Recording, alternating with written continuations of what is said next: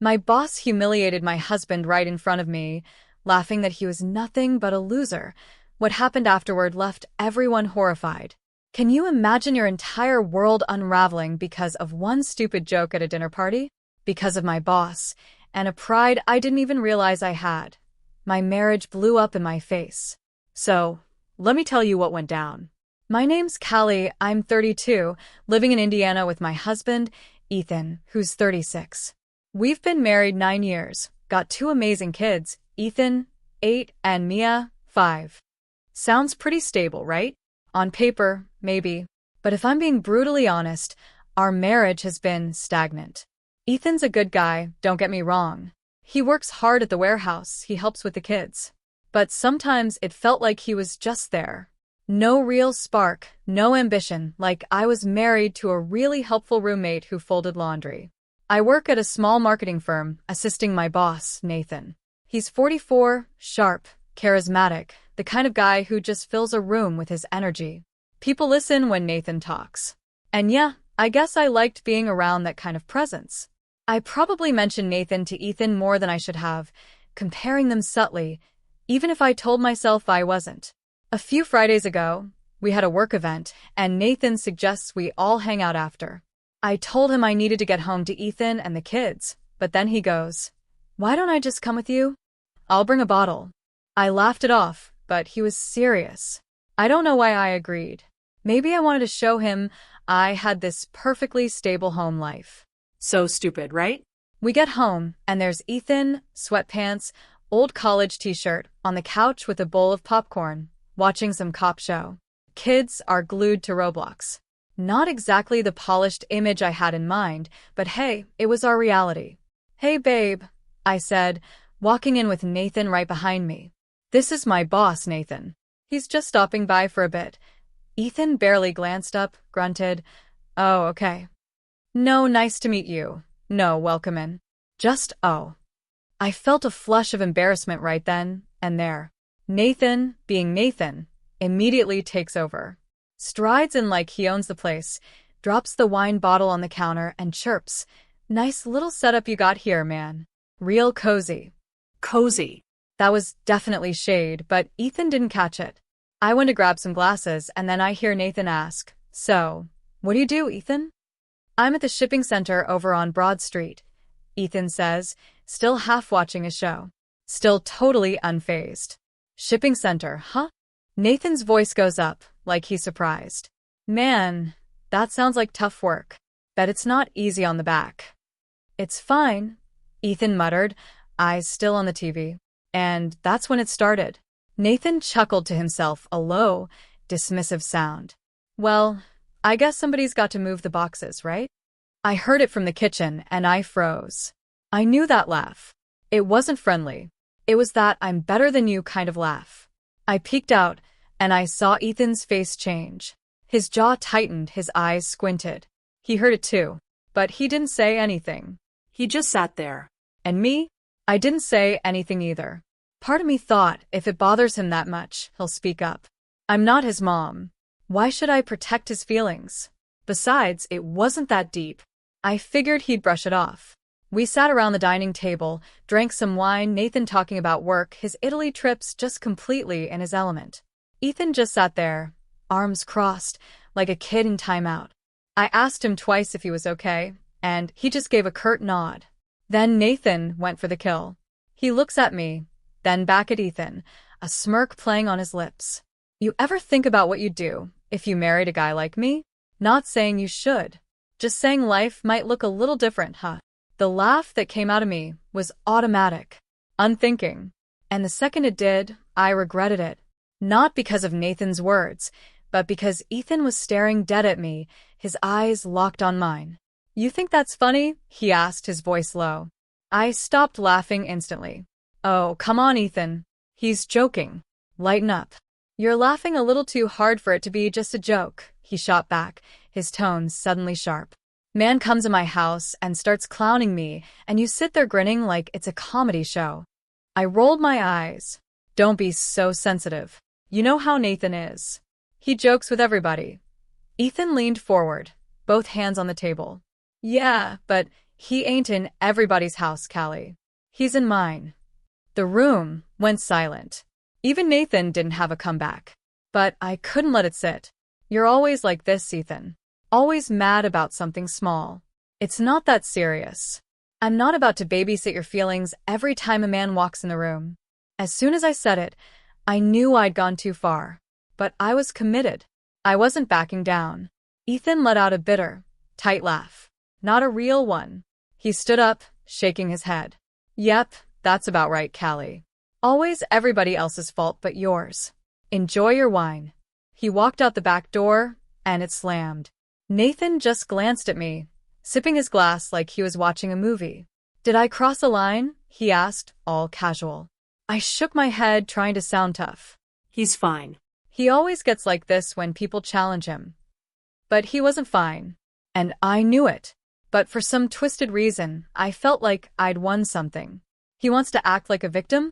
Fine. I'll be the bad guy. I told myself I didn't care. The next morning, Ethan was gone before I woke up. No note, no text. Just gone. I reached over. The bed was cold, empty. He's mad, I thought. He's being petty. I shrugged it off. He'd never just leave without a word. He'd at least text gone early. But there was nothing. By 11 a.m., I started to feel it. I texted, "You good?" No response. An hour later, "Seriously, you just going to ignore me now?" Still nothing. I started to get annoyed. So now I'm the bad guy over a joke? I tossed my phone, crossing my arms in my own silent protest. I didn't feel guilty. Not really. He's acting like a child. I wasn't about to chase after him. But by 2 p.m., it was really bugging me. He never stayed mad this long.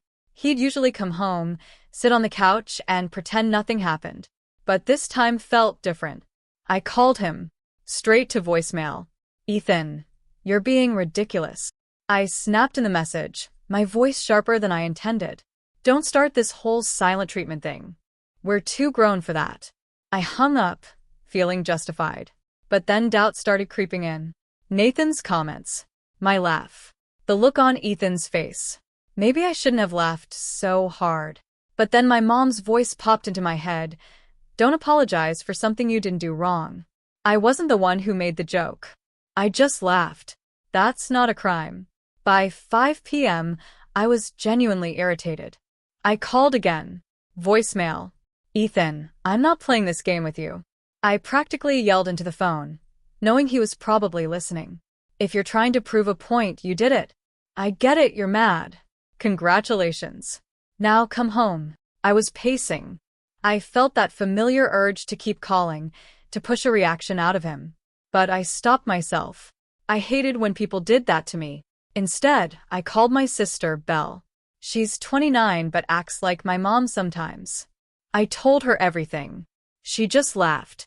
"Girl, you know he's mad," she giggled. "You know how men get when their pride's hurt. He'll be back once he cools off." Cool off from what? I didn't even do anything. I practically shrieked. "You laughed at him in front of another man? And not just any man, your boss. That's basically putting a man's pride in a blender and hitting pulse, Callie. You know that." I didn't laugh at him. I laughed at a joke. I insisted. "Callie," she said my name like I was 5. "You know that man wasn't joking. He was trying to son your husband in front of you. And you let him." That stuck with me. More than I wanted it to. Well, if Ethan wasn't so insecure, he wouldn't care? I argued weakly. Belle just sighed. "Hey, let me know when he gets home." Then she hung up. By 9 p.m., my anger turned into worry. Where the heck was he? I checked traffic alerts, looked up accidents. I even called his friend Daryl. "Ain't seen him today," Daryl said, half asleep. "You want me to call him?" "No," I quickly replied, trying to sound calm. "He's probably just blowing off steam." "Yeah, probably," Daryl mumbled. "But if he swings by, I'll tell him to check in." By 10 p.m., I was pacing for real. "Ethan, it's getting late. I don't care if you're mad. Just let me know you're safe." Still nothing. I sat on the couch, biting my nail. This wasn't like him. No matter how mad he got, he'd never just disappear. Especially with the kids home. He always put them first, even if we were fighting. My mind went to the worst-case scenarios. What if something happened? I hated feeling so out of control. At 11:30, the front door unlocked. My heart leaped. Relief washed over me until I saw him walk in. He wasn't in his work clothes. He was in a hoodie, smelling like beer and fried food. "Where have you been?" I demanded, standing up, hands on my hips. He walked right past me like I was invisible. "Ethan, I'm talking to you." I stepped in front of him. "You leave the house all day, don't answer your phone, and now you're going to act like I'm invisible?" He finally glanced at me, his eyes dull, tired. I didn't feel like talking. "Well, you could have said that." I shot back. "I was worried about you." He snorted. "You were worried? That's rich." "Excuse me?" I stepped closer. "What's that supposed to mean?" He looked at me, really looked at me, and shook his head. "You only worry when you're not in control, Callie. This ain't about me." My mouth fell open. "You're being dramatic, Ethan." "Am I?" he said, stepping around me. He grabbed a water bottle from the fridge, sat at the table like he'd lived 10 lifetimes in one day. Man's got to disappear for a day just to get peace. Think about that. Don't try to flip this on me. I snapped, walking up to him. "You think you're slick, but you're not. You just wanted to make me feel bad, and now you're playing victim. Get over yourself." He opened the water bottle slowly, took a sip, and leaned back. No arguing. No yelling. Just silence. "You know what's crazy?" he said, still staring at me. "I used to think it was my job to protect you. Protect you from stress, from money problems, from whatever. But I didn't realize I'd have to protect myself from you." He said it so calmly. It felt like a knife to the chest. I stood there, arms crossed, lips tight. I wasn't about to cry. "You done?" I managed, trying to sound tough. He nodded, slowly, eyes still on me. "Yeah, I'm done." He went to bed without another word. I sat on the couch, biting my nail again. He's being dramatic, I told myself. He always gets like this. But for the first time, I didn't believe it. I didn't sleep much that night. His words echoed in my head. "I didn't realize I'd have to protect myself from you." At first, I brushed it off. Overly dramatic. But the more I thought about it, the more it annoyed me. Protect himself from me? I'm not some monster. I'm his wife. How am I the problem? By 3 a.m., I was scrolling Instagram, double-tapping random pictures, trying to distract myself. I even watched one of those dumb relationship guru clips about how men suffer in silence because they're too proud to speak up. Yeah, cry me a river, I thought, rolling my eyes. Men are always the victim somehow. I scrolled past, but it stuck. The next morning, Ethan was gone again. No surprise. But this time I texted first. "You leaving without saying anything now?" Real mature. No reply. I told myself I didn't care, but I did. I hated feeling like I wasn't in control. Usually, I could say something snarky, and he'd react. But he wasn't playing along anymore. That's what was really bothering me. The kids were getting ready for school. Logan, our 6-year-old, kept asking me to tie his shoes. Emma, 9, was crying because she couldn't find her tablet. The usual chaos. "Emma, if you don't stop whining about that tablet, I'm going to lose it." I snapped, throwing lunch bags into backpacks. "Mom." "Logan still can't tie his shoes." Emma shot back, like she was the parent. "I know, Emma," I yelled, spinning around. "Y'all act like I'm supposed to do everything at once. How about you help him if you're so smart?" Emma got quiet. Logan just sat there, looking up at me like I was the one who needed help. I sighed, knelt down, and tied his shoes. My fingers were so tight from irritation, I accidentally pulled too hard. Logan winced but didn't say anything. Just like his father, I thought. And I hated that I thought it. The whole morning was off. Everything felt heavier. By 1 p.m., a text finally came from Ethan. "I'll be home later. Don't wait up." Don't wait up? Who says that to their wife? My jaw clenched. Before I could even think, I called him. It rang twice. He picked up. "Don't wait up?" I said. No hello, no small talk. What's that supposed to mean? It means don't wait up, Callie, he said, his tone so flat it made me even angrier. Okay, so you're just not coming home now? That's how we're doing this. Yep. The calmness in his voice had me boiling. Okay, you know what? If you're going to play this little, I'm too cool to argue game, you can just stay wherever you're at. All right, he said. And then he hung up. He hung up on me. I sat there, phone in hand, like it had betrayed me. My heart was racing. If I called back, it was going to get ugly. My fingers hovered over the call button, but I stopped myself. Don't give him the satisfaction. Instead, I called Belle again. Girl, what now? She said, already sounding tired. He's really trying to play this. I'm done with you, roll. I paced the living room, telling me not to wait up, hanging up on me like he's unbothered. He's never done that before. Belle said, half joking. You might have pushed him too far this time. Pushed him too far? Are you seriously taking his side right now? I barked. I'm not taking sides, Callie. I'm telling you what it is. Men don't say stuff like don't wait up unless they're trying to prove a point. And it sounds like he's tired of you making everything a joke. That's not even true. I argued, but it sounded weak. Okay, Belle said slowly. But if it's not true, why are you so mad right now? That question hit harder than I wanted it to. Whatever, I said, rubbing my forehead. He can act tough if he wants. I'm not about to beg him to come home. All right, girl. Keep me posted, Belle said, but I knew she was thinking the same thing I was. Something's different this time. That night, I sat in the living room, watching reality shows with the TV on low, pretending not to care that Ethan still wasn't home. I kept checking the time, scrolling Instagram, seeing people post about self-love and putting yourself first, like they were all in perfect relationships. It made me sick. By 10:30 p.m., I was done waiting. I texted him again. You're really not coming home? Seriously? No answer. I hope you're enjoying yourself wherever you are.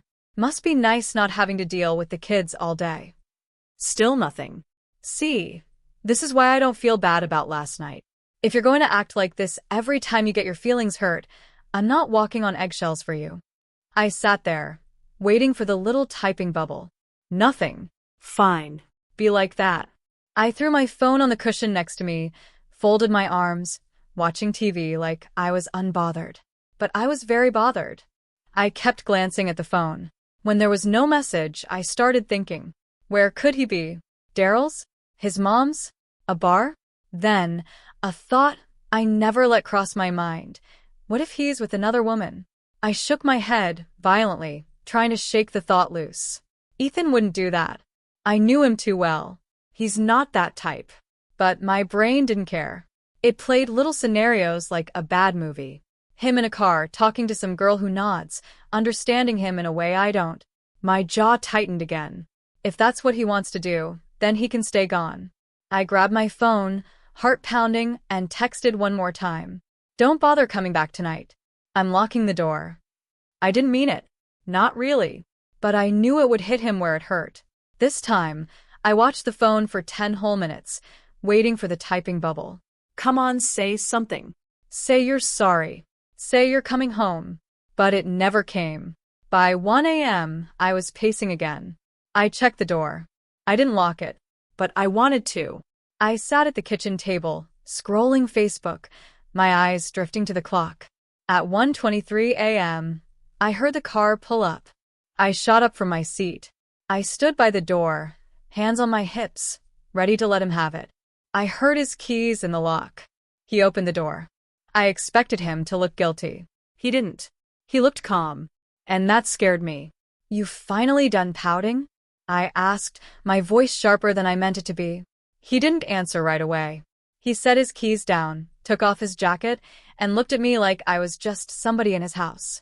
I'm tired, Callie, he said quietly. I was ready to argue, but something in his tone stopped me cold. He didn't mean sleepy. He meant done. Not I had a long day, kinda tired. Something deeper. Something I hadn't heard before. I stood there, arms crossed, still trying to act unbothered. Yeah, well, you're not the only one. I snapped back. You think I'm over here living a dream life or something? Ethan didn't even flinch. Usually he'd argue, say something sarcastic. But this time, he just stared. Stared at me for a second, like he was seeing me for the first time. Like he finally understood something I hadn't caught on to yet.